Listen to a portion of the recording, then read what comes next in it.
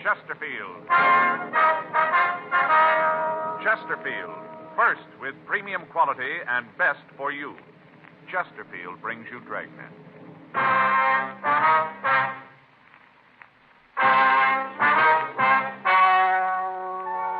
Ladies and gentlemen, the story you are about to hear is true. The names have been changed to protect the innocent.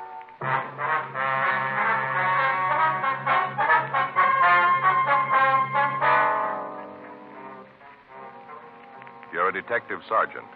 You're assigned the homicide detail. A man has been shot and critically wounded. There's no trace of the suspect. Your job, find him. Here is Chesterfield's record with smokers, and important to you. No adverse effects to the nose, throat, and sinuses from smoking Chesterfield.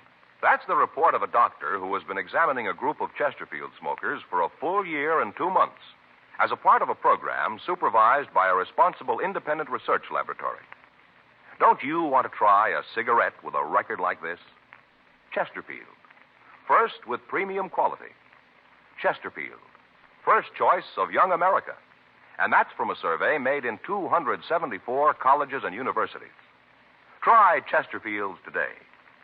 Chesterfield, regular or king size. They're much milder and best for you.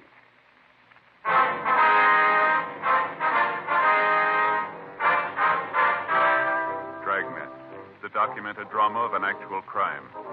For the next 30 minutes, in cooperation with the Los Angeles Police Department, you will travel step by step on the side of the law through an actual case transcribed from official police files.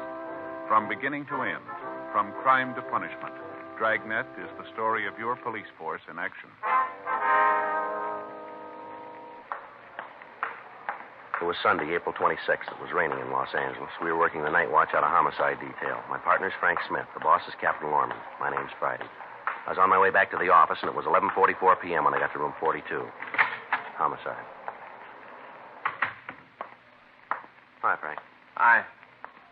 Anybody call? Yeah, Lopey called. Wants to know if he left his overshoes. No, I didn't see him. Quit raining anyway. What are you doing there? Just a minute, John. What's the scale for? The needle's bent a little. Now, what are you doing? Hey, weighing my stuff. You're what? Weighing my stuff. Oh, yeah. I guess everybody ought to know what his stuff weighs, huh? Yeah. Let's see here, my gun. Better take the bullets out first.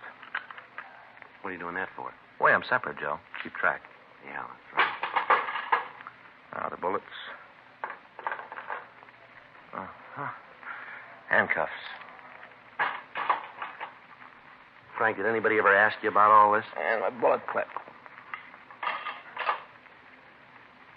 Look, I'm a member of the club here, too. What's this all about? Pencils. 4? Yeah, press kind of hard. Yeah. Other stuff, my wallet. Change. Keys. Boy, no wonder my feet kill me. What? 6 pounds, 2.5 ounces. That's what I carry, Joe. Working night's got a flashlight, too. That's good for another pound. You figure that's what makes your feet hurt, huh? Sure. Yeah. 6 pounds, 2 ounces. How much do you weigh, Frank? Any calls? Come on, how much? Joe, I get that all day from Faye. Never thought I'd get it from you. Yeah, it's a hot shot. I'll get it.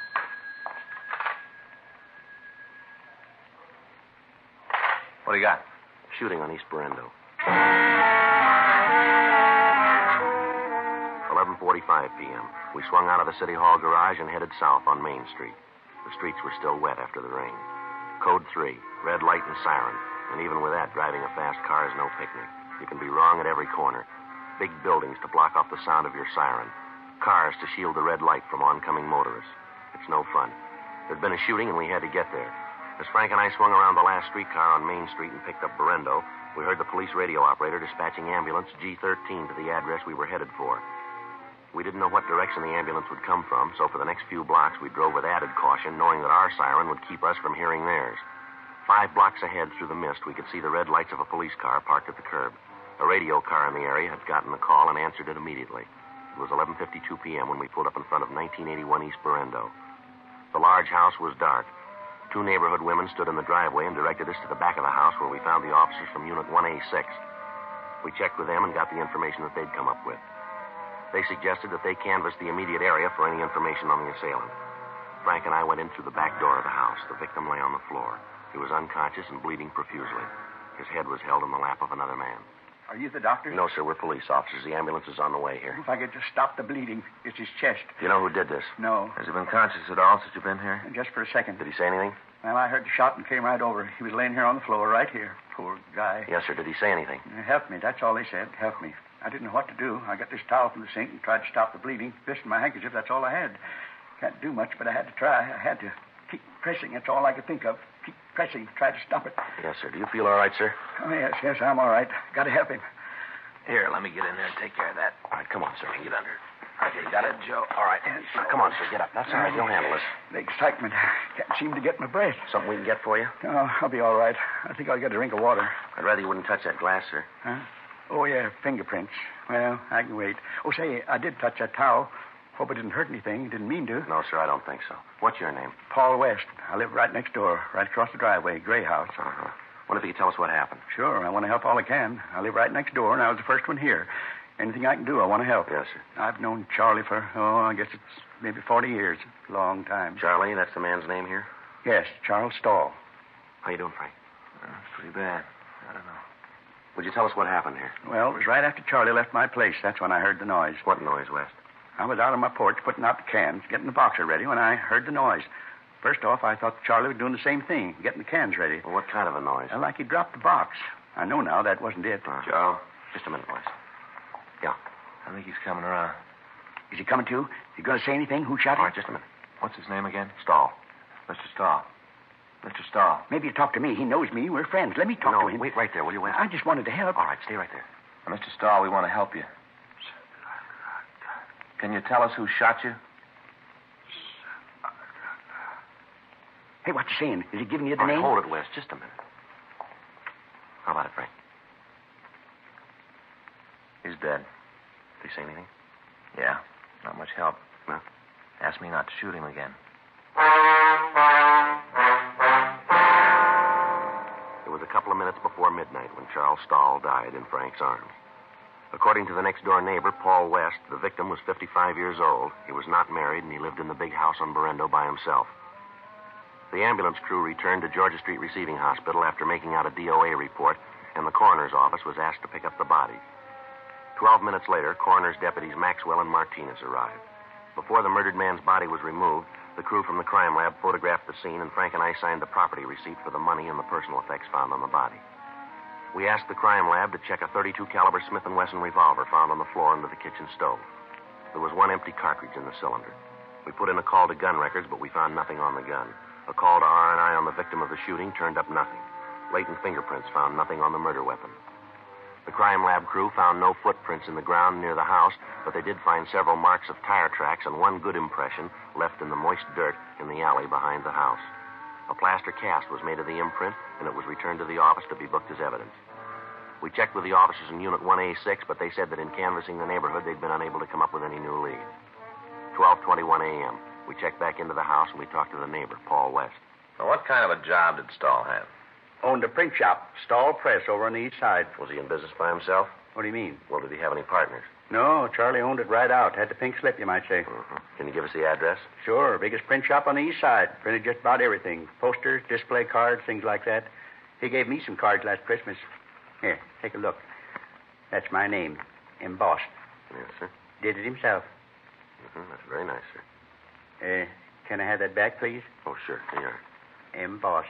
Anybody in the shop with him? Any employees? Well, there's the Becker kids, Pete and Alvin. They work in the shop, do they? Yeah, I've been with him. I guess it's been about 5 years. How's he get along with them, would you know? Fine. I never heard about any trouble. I've been kind of friends with the family. Charlie was pretty fond of him. Did he have any personal enemies, maybe because of the business? No, not that I know of. Uh-huh. Now, how long did you say you've known Stahl? Been about 40 years. We grew up together. I see. His father and mine built these houses at the same time. Charlie and I went to school together. Belonged to the same club. We were soldiers together. Served in the 146th Field Artillery in the war. Was that the last war, sir? Oh, no, the big one. First World War. Oh, I see. Came back and we lived right here, side by side, all this time. We've been friends, Charlie and me. Good friends. You've got to catch the person that did this. You've got to get him. You said earlier that Stahl had been over to your house tonight. Yes, that's right. Did he have any special reason for the visit? Well, he didn't need a reason. Charlie was always welcome. Always. Well, yes, sir, we understand. Of course, tonight's Sunday. We had a game. Sir? Bridge. Always play bridge on Sunday night.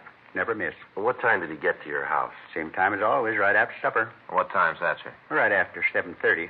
We were just finishing supper when he came in. Charlie sat down, had dessert and coffee with us. Rice pudding with raisins. Charlie had 2 dishes. Then we started to play bridge. Oh, I see. Now, who else was there? You mean the game? Yeah. Oh, just Rose and Paula. Rose, my wife, and Paula's my daughter.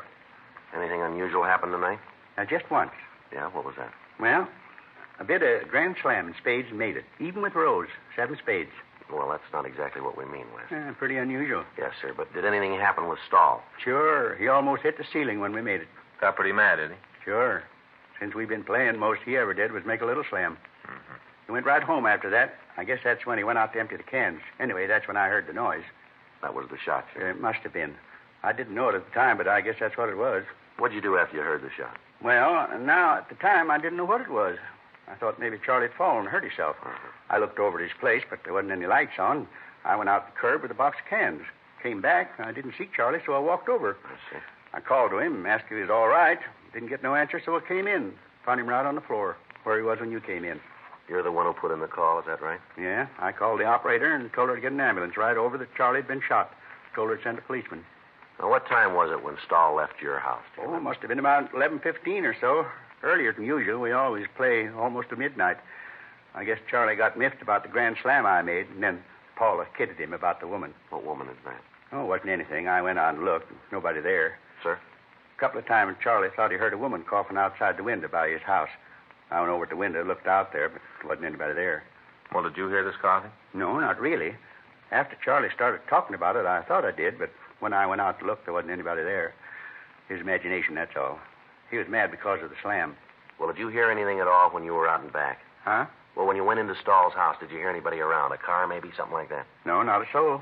Wes, could somebody have gone out the front of the house when you came in the back? Wouldn't seem it could be. I'd have heard him if they did. Well, then you'd say that whoever shot Stahl wasn't in the house when you went in, is that it?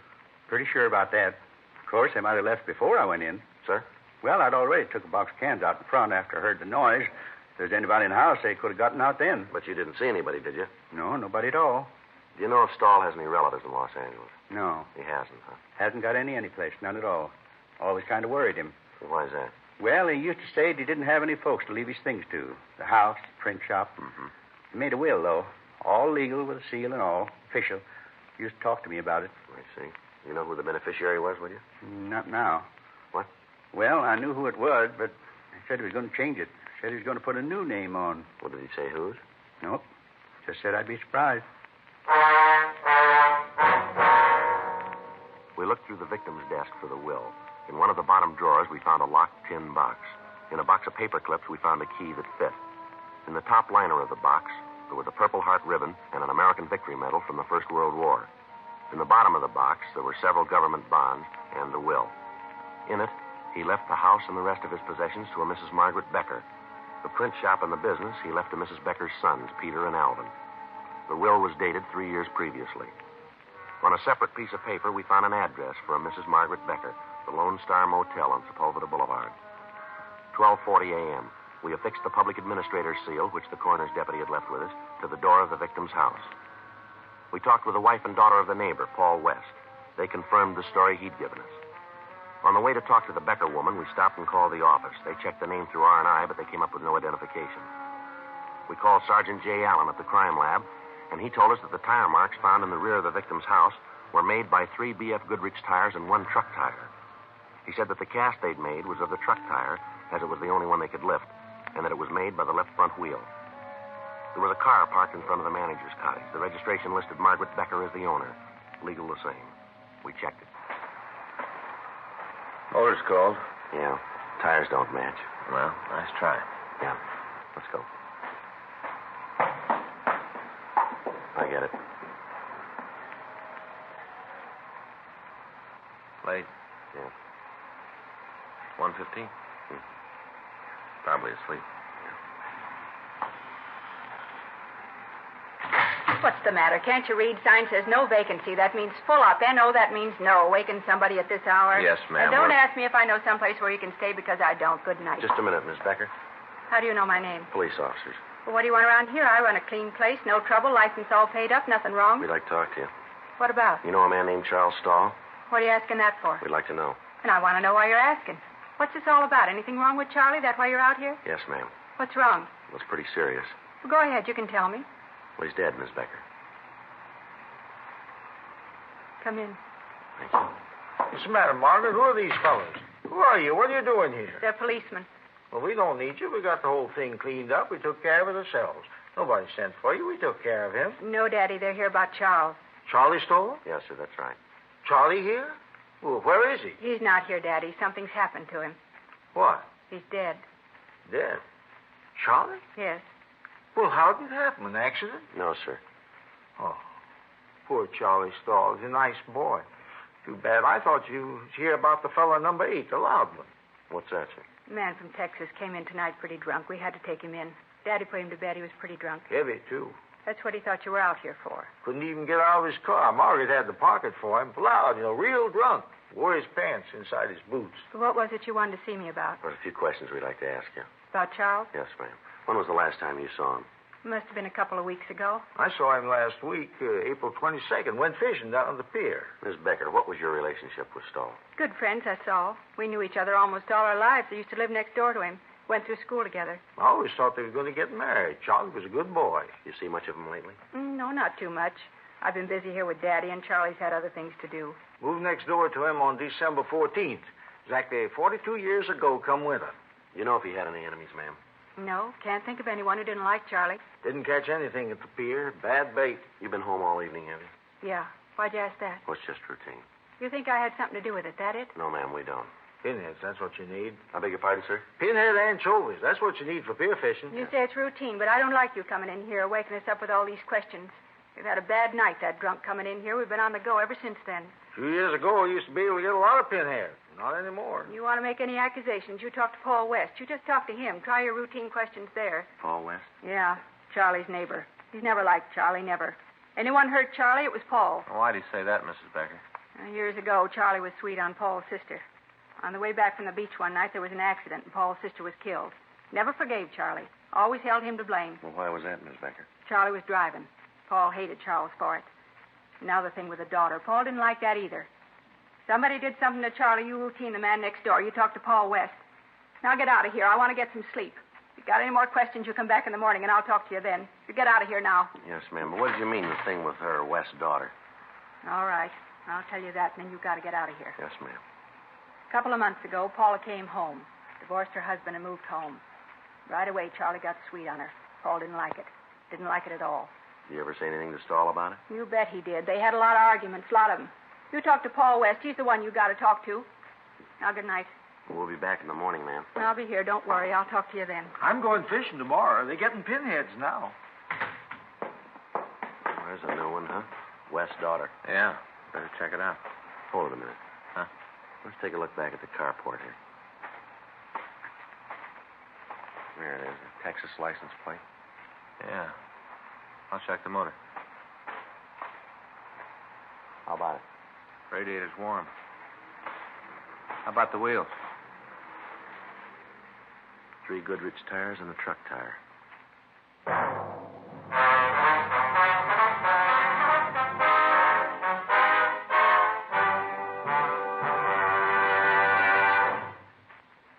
You are listening to Dragnet, the authentic story of your police force in action. Years ahead of them all. Chesterfield is years ahead of all cigarettes. Chesterfield quality is highest. Here's the proof. Recent chemical analyses give an index of good quality for the country's 6 leading cigarette brands. The index of good quality table, which is a ratio of high sugar to low nicotine, shows Chesterfield quality highest. Chesterfield quality highest. 15% higher than its nearest competitor. Chesterfield quality highest. 31% higher than the average of the 5 other leading brands. Don't you want to try a cigarette with a record like this? Chesterfield. First with premium quality and best for you. Try Chesterfield today. Regular or king size.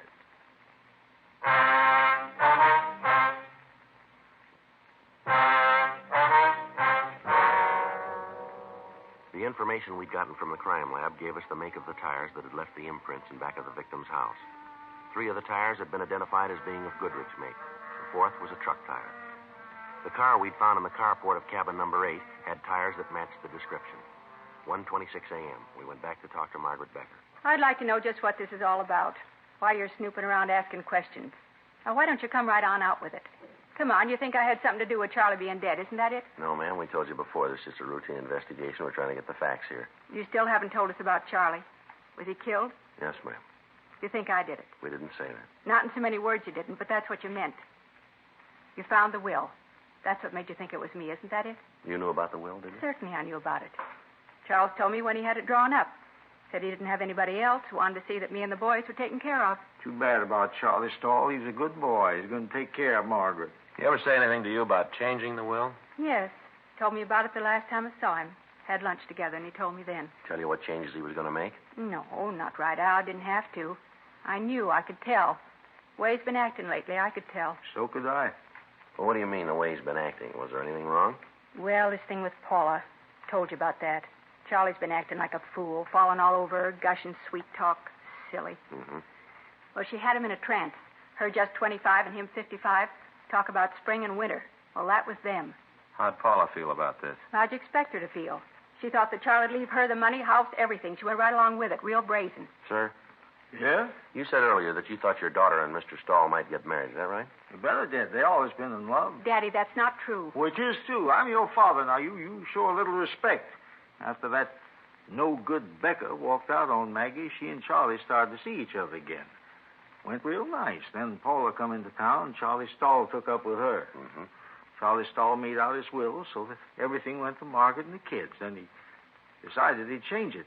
You knew about the will, too, huh? Sure, I was a friend of Charlie's. We used to go fishing all the time, talk about things. I told him that he was wrong to even think of changing his will. I told him that it was wrong. What time did you say that car from Texas got in, ma'am? I told you, about 10:15. Well, ma'am, is it possible that somebody could have taken the car out without you knowing about it? Hey, wait a minute, Margaret. That ain't right. What? It wasn't that late. It was only about 8 when he come in. I remember because I was in bed at 8:30. I put him to bed and then come back and went to bed myself. I wanted to get some sleep going fishing in the morning. You pretty sure about the time, are you? Well, you bet. I remember because I got in bed and turned on the radio, listened to that radio program about the detective. Fell asleep before the end. Never did find out who stole the jewels and did the murder. What was your daughter doing when you came back? Just sitting there. She went out to put the car away, and I went to bed. Mm-hmm. How long was she outside? I don't know, a few minutes, I guess. Can you tell us a little closer than that? Not very well. I told you I went to sleep. I didn't hear her come in. Miss Becker, I wonder if you'd get dressed, please. We'd like to talk to you downtown. What for? Well, we have a report from our crime lab. They found some tire tracks in back of Stahl's house tonight. They were fresh tracks. They'd been made since it stopped raining. Those tracks matched the car you've got parked back there. And you think I drove the car over to Charlie's? Well, we'd like to talk about it. Why? Why'd I do a thing like that? Why'd I want to kill Charlie? Maybe because he was going to cut you out of his will. Looks like a pretty good motive. Oh, you two are out of your minds. All right, ma'am. We'll lay it out for you. You better do that. Making accusations you can't back up. The way the evidence looks, we got a pretty good case here. The way it looks, you took the car and you drove it over to Stahl's. He was next door playing cards, so you waited in the kitchen for him to come back. A couple of times you coughed while you were waiting. He heard you. He came over to the window to see who it was. Because it was dark, he couldn't see you. I haven't heard a story like that since I stopped reading fairy tales. You came home and you killed him. Then you heard Mr. West next door. He came over to see what it was. You went out the back way to the car that you'd parked in the alley, and you drove it back here. That's the way it looks to you, is it? Yes, ma'am, that's the way it looks. You figure she killed Charlie Stahl? Yes, sir. You're going to arrest Margaret? We want to talk to her about it. Oh, going to take her down to jail, huh? Yes, sir. Mm-hmm. Well, I'll go and put my clothes on. No, that isn't necessary for you to go with her, sir. Well, she's not going. What? I killed Charlie Stahl. Daddy. You killed him? Yep. Got tired of how he was treating Mark. Got good and tired. Him talking about how he was going to change the will. I couldn't let him do that. I just killed him and drove the car over and did it. What time was all this? Huh? What time did you go over to Stahl's? Right after the fellow from Texas. I guess it was about 9. What time did you kill him? Oh, must have been 10:30 or so. I had to wait for him to get through playing cards. I had to wait for him to come home. Why are you doing this, Daddy? Why am I doing it? I said somebody's got to take care of the kids. Somebody's got to take care of you. I'm an old man. I ain't much use to anybody. All right, come on, Miss Becker. You want to get dressed now? She ain't the one. I did it. I killed Charlie Stahl. I already confessed. Why don't you believe me? Why don't you arrest me now? I did it. No, I'm afraid not. You got the times a little mixed up. Stahl wasn't killed at 10:30. No, he's just trying to help me, but he doesn't have to. Him and me were both here all night. Neither one of us left. I was in bed and asleep at midnight. Why do you say that? What? Why do you think Stahl was killed around midnight? I didn't say that. You said that you were home and in bed by midnight, didn't you? Just a figure of speech. I think I've talked enough to you. I don't have to say anything more. I'm going to see a lawyer about it. You got no right. I'm the one that did it. I'm the one. Why'd you kill him, Mrs. Becker? You want to tell us? You get old, nobody believes you. How about it, Miss Becker? I'll get dressed. You did kill him then, huh? Yes, I did it. Wasn't because of the money, though. You got to believe that. Wasn't because of the money. Yeah. I loved him. Deep in my heart, I loved him. Always did. Even when we were kids. I thought he was going to marry me. Then he met Paula. You shouldn't have done it, Margaret. I loved him, and he didn't want me. He wanted Paula. Do you know what that's like? What's that? Love somebody and them not want you? Begins to eat at you. Pretty soon you can't stand it anymore. That's why I did it, not for the money, you understand? I just wanted him. Yeah. Just him, that's all I wanted. Not his money, you believe that? I never wanted his money, I just wanted him. You believe that? Well, it really doesn't make any difference, does it? How do you mean? You didn't get either one.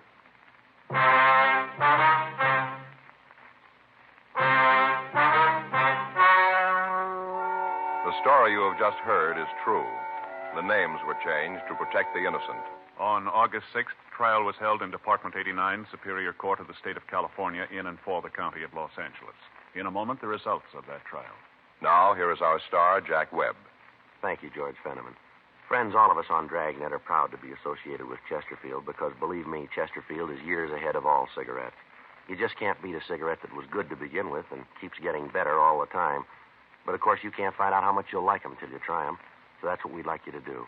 Get a carton of Chesterfields, regular or king size. That's all it takes. I know you'll agree that Chesterfield is best for you.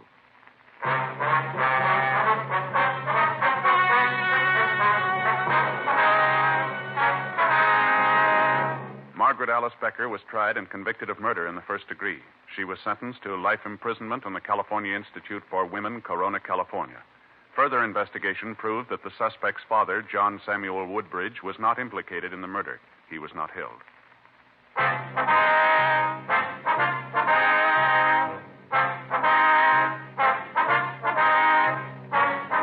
You have just heard Dragnet, a series of authentic cases from official files.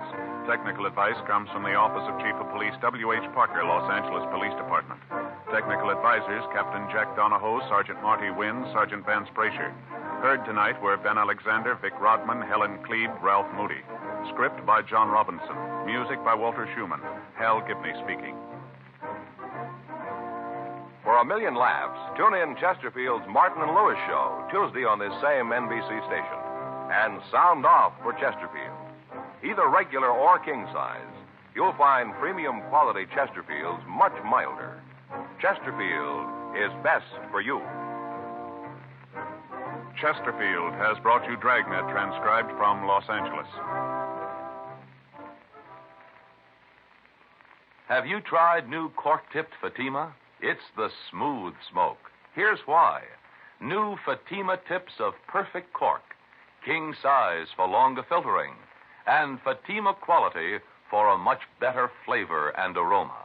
Remember, Fatima has the tip for your lips. Try new Fatima. See how smooth it is. Fatima is made by the makers of Chesterfield, Liggett & Myers, one of tobacco's most respected names.